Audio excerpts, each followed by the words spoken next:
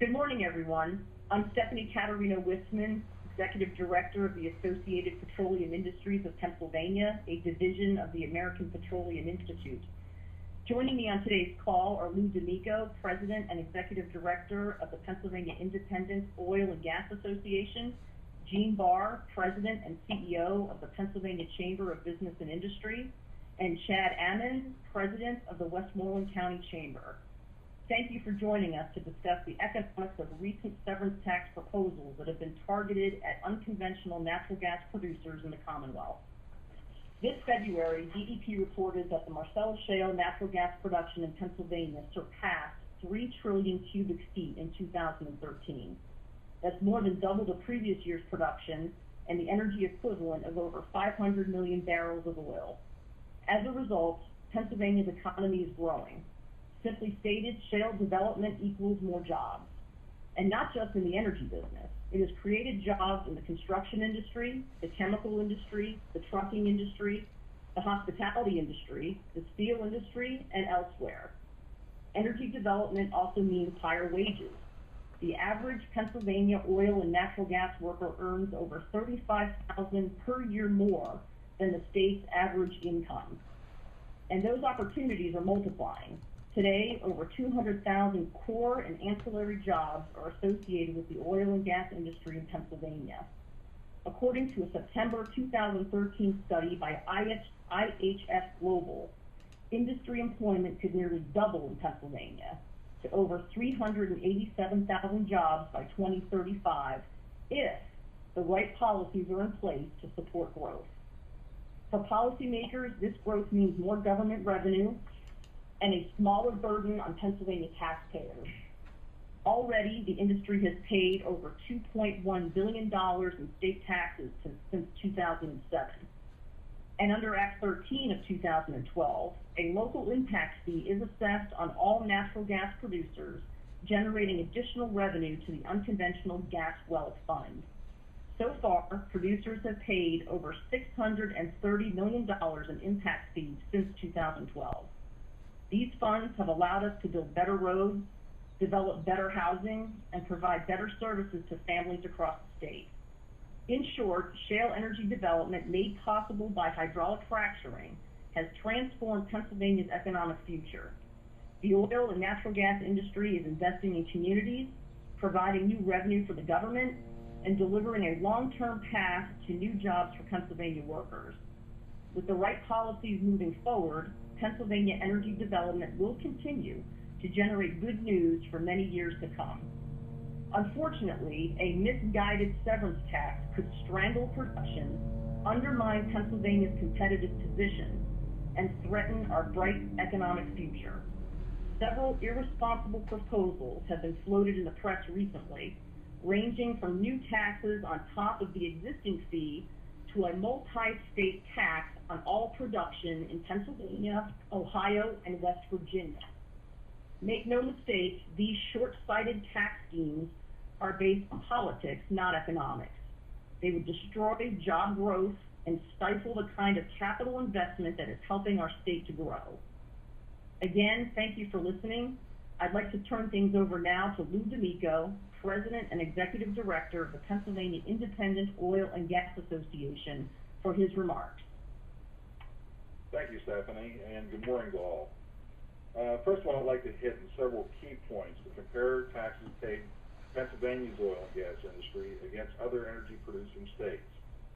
Particularly, I want to emphasize West Virginia, since that state's severance tax has been offered as a baseline for tax for the Marcellus and Utica shale states in the Appalachian Basin. First off, let me comment on how Pennsylvania's 9.99% CMI compares with other oil and gas producing states. That tax is more than double the corporate tax in Colorado, North Dakota, and Ohio. Texas corporate income tax is zero. From the outset, our industry is at a disadvantage here compared to those other states competing for this investment. Treatment of C Corps paying 9.9% with intangible drilling costs. Intangible drilling costs are those costs that are associated with drilling the well itself, the cost to bring the gas out of the ground and to place it into transmission lines, along with the construction of roads, site preparation, freshwater impoundments, and other significant expenses required for every well. The majority of the wells in Pennsylvania are being drilled by the C corporations that pay this 9.99% tax. There has been a claim that the effective rate of taxation being paid by these companies is not 9.99% and is less due to the fact that they can deduct their intangible drilling costs from that rate. This is true, but those intangible drilling costs are also deducted in every other state that has a much lower corporate net income tax rate. So they all come down to that same amount. It's just that Pennsylvania is starting at a higher rate and ends up at an equally higher rate after those deductions are realized in every state's tax structure. Partnerships, the smaller number of wells being drilled under partnerships and S corporations, are treated differently and pay taxes on the individual rate of 3.07%. The difference in Pennsylvania versus West Virginia under the treatment of these partnerships is that in West Virginia, the taxpayer is allowed to deduct all of their intangible drilling costs in the first year the well is drilled, while Pennsylvania only allows 1/3 of these costs to be deducted in the first year. The remaining 2/3 can only be deducted and amortized over the course of 10 years. The net impact of this type of tax treatment is much more favorable for the taxpayer or investor in West Virginia. Sales tax. A key component in evaluating West Virginia's tax structure versus Pennsylvania's treatment of sales tax for intangible drilling costs, which include all the time and materials used in the process of drilling a well. West Virginia exempts all of those costs from sales tax, including those off the pad itself, while Pennsylvania limits those deductions to those spent directly on the drill pad. We can accurately estimate that the non-drill pad-related costs associated with drilling a $6 million well in Pennsylvania is in the range of $2 million, with sales tax collections for that amount adding another $120,000 per well to the Commonwealth. An objective analysis of the current tax burdens in Pennsylvania and West Virginia on oil and gas development puts the two states pretty much on equal footing. Pennsylvania's corporate net income tax, sales tax payments, and impact fee all add up to West Virginia's general business tax structure, plus its severance tax. One other point on claims that West Virginia's severance tax has not impacted drilling needs to be rebutted. West Virginia's most recent severance tax increase has been an anchor on development there, evidenced by its rig count. There were 28 rigs working in the state in March 2007, which then saw a steady reduction to the low of 19 in March 2011. Rig count is currently at 26 in West Virginia. Pennsylvania has consistently had a far greater number of rigs operating here, reaching a peak of 111 in 2011 and a current count of 56. Final key point that must be made focuses on tax fairness in the context of other extractive industries in Pennsylvania, none of which are subjected to severance taxes. This includes coal, timber, aggregates, and slate. To ignore these industries and exclusively target the oil and gas industry is simply an unfair approach to taxation. I'd like to turn the call over now to Mr. Gene Barr, President of the Pennsylvania Chamber of Business and Industry. Great. Thank you, Lou. Let me just, for the folks on the phone, let me just talk a little bit about who we are. The State Chamber is the largest broad-based business advocacy group in Pennsylvania, and our members include the largest companies you can think of, down literally to the sometimes smallest companies on the corner. And yeah, it includes companies that are involved in the Marcellus from a development perspective, selling the product, transporting it. But we also represent the people who use that, sometimes ranging including large industrial users for whom this has made a tremendous difference. That is the ability to get homegrown natural gas close by, as well as small commercial industrial operations. And of course, it, as was mentioned, also tremendously helps the residential consumer. Lou touched on a number of things that have greatly disturbed us for a while. That is this continued drumbeat, not just on natural gas, but kind of we need more money out of business. This being the most recent version of that we've heard as we now get heavily into the election season.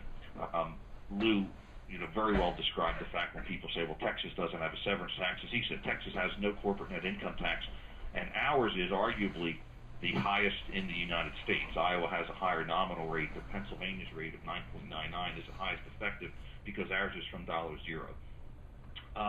Recently, we've seen some resurgence on the manufacturing side, which has been tremendous from our perspective. We've had, over the years, the media has talked, rightfully so, about the offshoring of jobs because of the ability to bring affordable, clean natural gas into many of these manufacturing operations. A lot of them have come back. A lot of them have stayed. A lot of them have made additional investments because we have this resource here in Pennsylvania. The other thing that I think needs to be kept in perspective is that any business will attempt to pass on any additional costs that are imposed on it from a government regulatory perspective or legislative perspective. And that includes this, which would be a severance tax.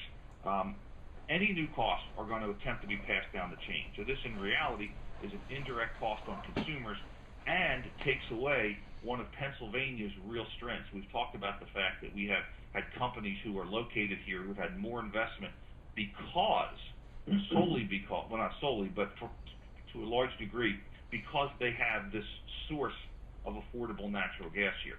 That will help to reduce that competitive advantage that Pennsylvania has. We're at a disadvantage to certain things. We've talked about taxes.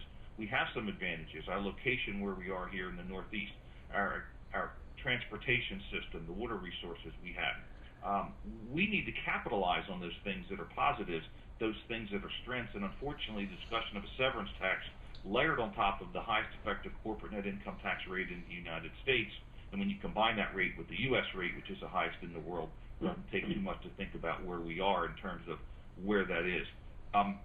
The other drumbeat we get about corporations don't pay taxes, the Marcellus shale people need to pay fair share. The interesting number that I saw this week is, in reality, Pennsylvania gets a higher percentage of its total tax revenues from corporate taxes than the U.S. average, which says to me the people who are on this call, who are represented on this call, are paying their percentage. That certainly points that out. Finally, and let me leave you with this.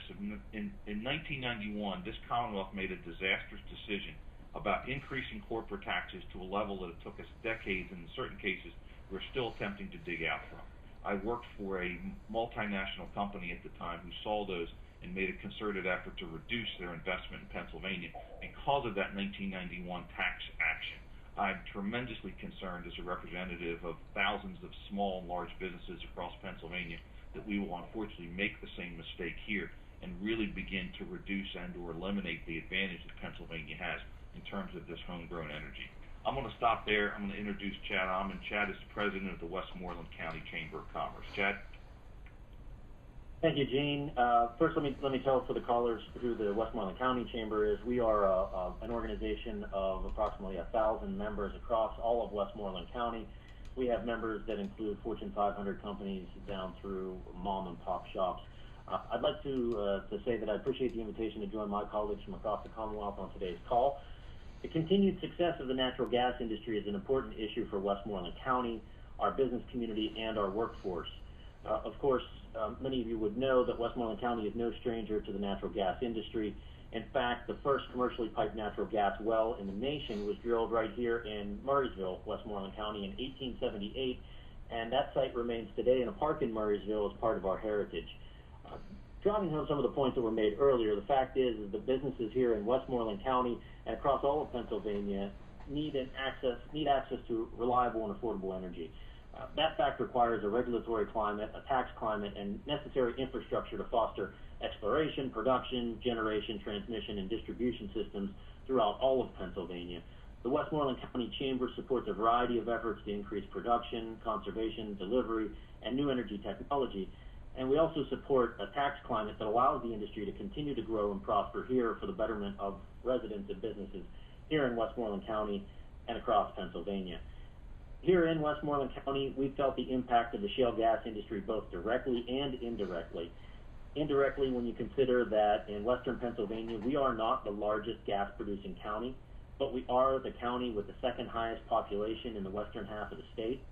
That means our residents have been able to enjoy economic growth spurred by the gas industry in general, whether or not the majority of the wells have been active here in Westmoreland County. Directly, Westmoreland County and our communities have been positively impacted on several fronts. I've already mentioned the job growth and economic growth, and it's been mentioned several times on the call, but what hasn't been mentioned is the role our community has played in the acclaimed ShaleNet program. ShaleNet was launched in 2010 with a $5 million community-based job training grant awarded to the Westmoreland County Community College by the U.S. Department of Labor. The original intent of ShaleNet was to respond to the need for entry-level training programs in the gas industry. In just 26 months, ShaleNet served 9,500 people and now has 20 recognized training providers in 4 states. So when you consider that, in addition to the impacts directly along the gas industry supply chain, Westmoreland County has found much of its success in the industry on the workforce development side of the equation. It goes much deeper than that. Westmoreland County has approximately 240 wells spread across 65 different municipalities. That direct impact has resulted in a significant influx of funds as a result of Act 13. Over the last 2 years, Westmoreland County was able to invest approximately $1.2 million into emergency preparedness and public safety, and nearly another $1 million into bridge projects as a result of Act 13 dollars. At an individual community level, one of our largest producing municipalities, and incidentally my hometown, Berry Township in Westmoreland County, received nearly $850,000 in Act 13 funding and invested those dollars into infrastructure and maintenance projects, stormwater and sewer systems, trails, parks, and public safety. I can tell you firsthand that our business community is stronger today as a result of the success of the gas industry. The Westmoreland County Chamber is growing at an exceptional rate, and we're seeing startups and new ventures opening all the time to meet the needs all along the supply chain, from exploration and drilling to the end user. For us here in Westmoreland County, this isn't just about the well sites. From the hospitality industry to residents seeing lower energy costs, we are definitely benefiting from the ripple effect of the gas industry.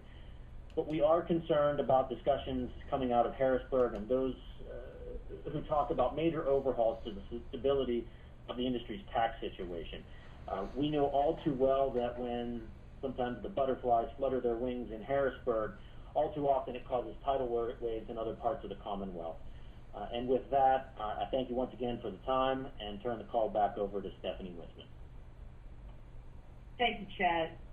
At this point in the call, we'll open the floor to questions. Feel free to direct your inquiries to any or all of us. Now I'd like to invite our operator to let everyone on the call know how to place themselves on the list to ask a question. Your first question comes from the line of Robert Swift from Scranton Times-Tribune. Your line is open. Obviously, the Democratic gubernatorial candidates have been talking about the severance tax for weeks, but in the last few days we're hearing from Senate Republican leaders talking about this, and just wondering how serious do you think this is from the Republican-controlled General Assembly doing something in the next month or two? This is Stephanie Wissman with API Pennsylvania. Obviously, in these times where state budgets are challenged, they're going to be looking at various outlets to possibly close the budget hole. I think that unfortunately our industry obviously is part of that discussion at this point in time.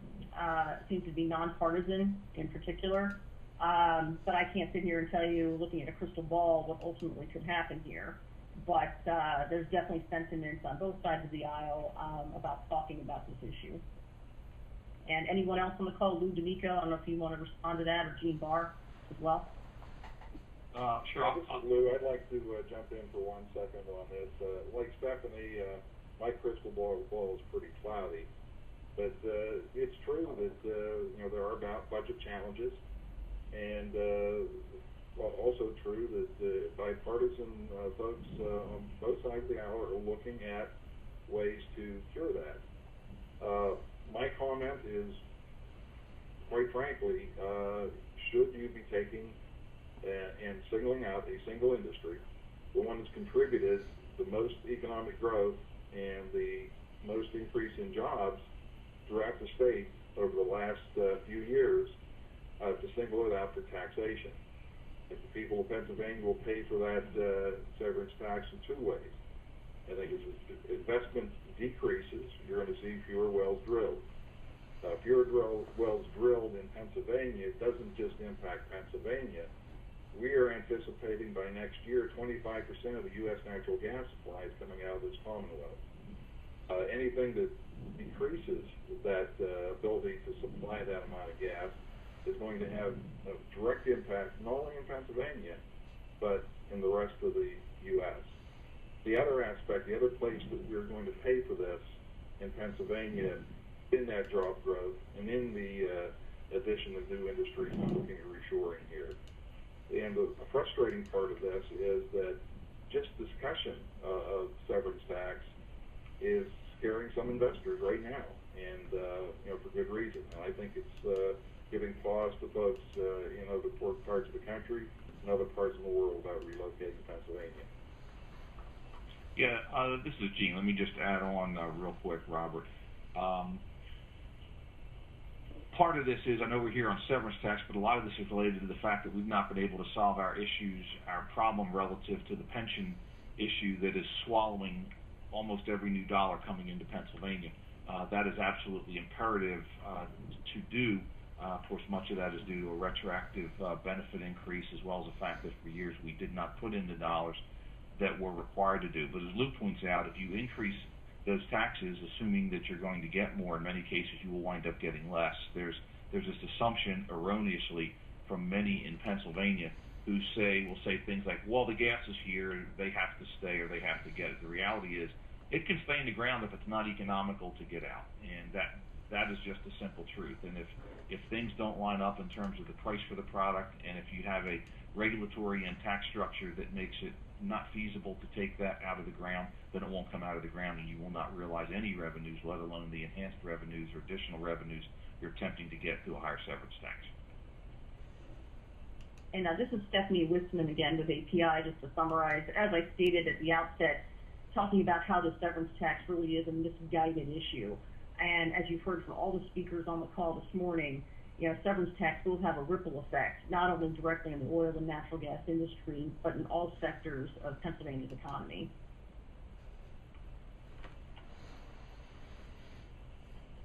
Next question.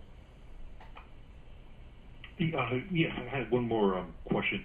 Have you heard anybody say to you, in the corridors here, that if they did a severance tax, they would repeal the impact fee, or is the assumption you would have both? This is Stephanie Wissman with API.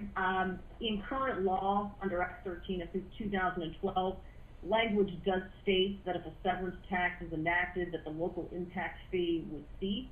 However, there have been multiple proposals that have been talked about that would call for the severance tax in addition to the local impact fee, and that can be changed very simply. Laws are made to be changed, so it would only take the stroke of a pen to revise that language of the current law. So it is not out of the realm of possibility that you could ultimately end up with both.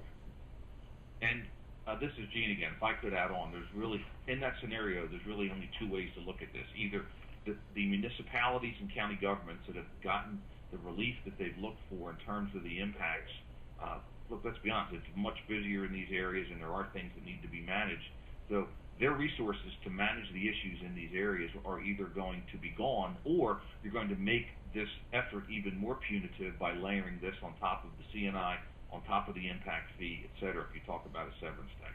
Those are the only two options in that scenario. And I would add, this is Stephanie Wissman, that if that were to happen, Pennsylvania would be the only state in the nation that would have two fees such as that.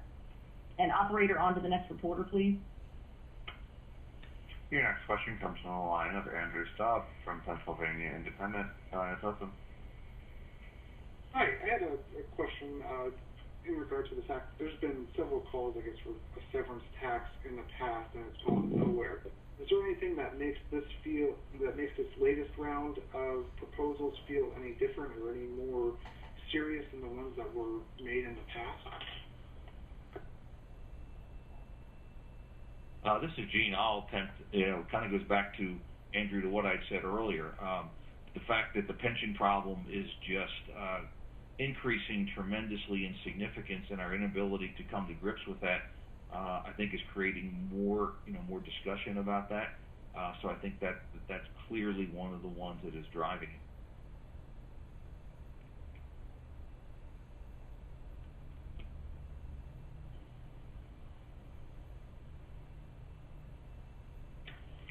Again, if you'd like. Next question.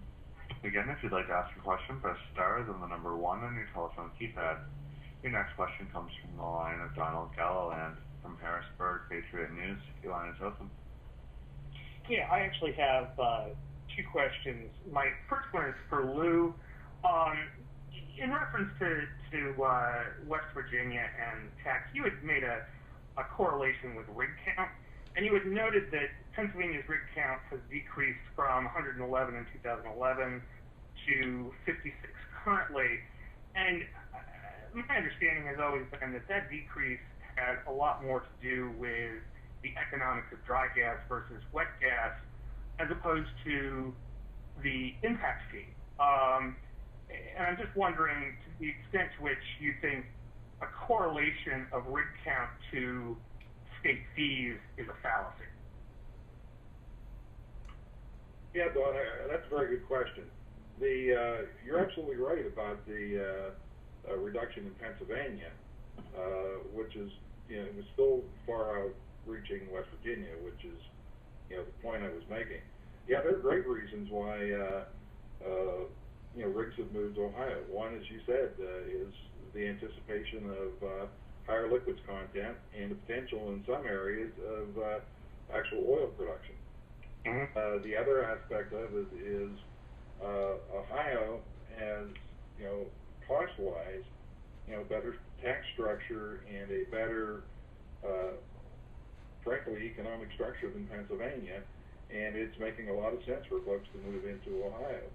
Now, do I think this is going to continue? I think it's going to continue for a period of time until we actually catch up with our infrastructure build-out and get able to build, get more of the dry gas out of Pennsylvania that we currently have. One of the points I think, too, that we haven't hit on here, and I want to add right now, is if you look at Marcellus Shale development in Pennsylvania, we have essentially a barbell.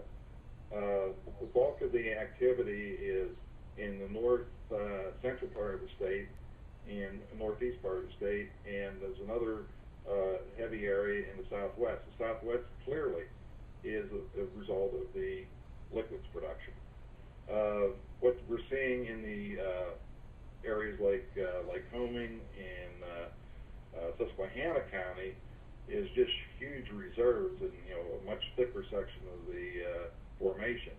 What you're seeing in between, where you don't have either case, is very little activity, because there is very low cost of gas right now. It's very challenging for a company to make money at Marcellus outside those two particular areas.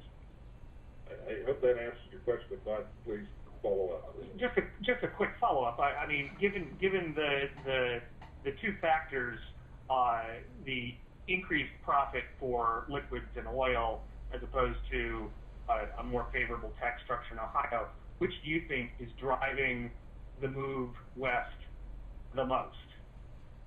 The tax structure or the profits? I think liquids. It is okay, fair enough. Liquids. And for Gene, you had mentioned that any increased taxes, producers are inclined to pass that along down to the consumer. What's your response to Tom Wolf's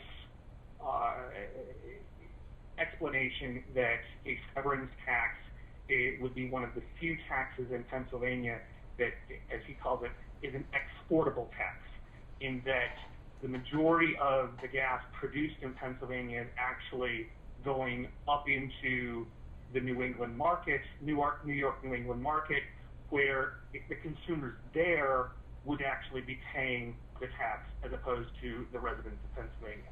Well, even if you adopt that, what it still means is that's not much comfort to a manufacturer in Pennsylvania who has had their cost increased. I mean, to say, well, don't worry about it, somebody up in Massachusetts is paying more too, that's small consolation. I get Tom's point, understand it, but the reality is that Pennsylvania, many industries, companies in Pennsylvania, because of their proximity, have had the ability to significantly reduce their energy costs, which for many of them is the overwhelming part of their costs. So that's small comfort to somebody who's going to be paying more and may have lost a competitive advantage they have by being close to the outlet here. Okay, thanks. Sure. There are no further questions at this time. I want to thank everyone that called into the call this morning, and that call is now ending. Thank you very much.